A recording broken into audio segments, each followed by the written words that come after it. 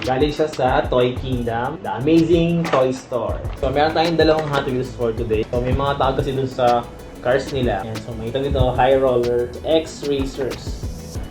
Yung Hot Wheels na to is clear. Pinaka-warning dito, guys, small parts may be generated di sa mga ganitong laruan. Kaya dito, makita nyo guys, so, nakalagay is 3+. So, nakalagay dito, 0 to 3 years old. Ayan, so hindi siya pwede. Try na natin i-open.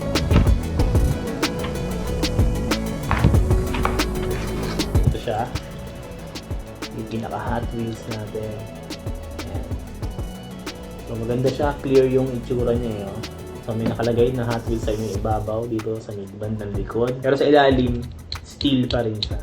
Sa pinaka ilalim guys, may mga nakasulat dyan na details. Made in Malaysia. Yung isa naman natin guys is ito, Truck Reaper. Ayan. Pinaka trademark niya is Fiddler.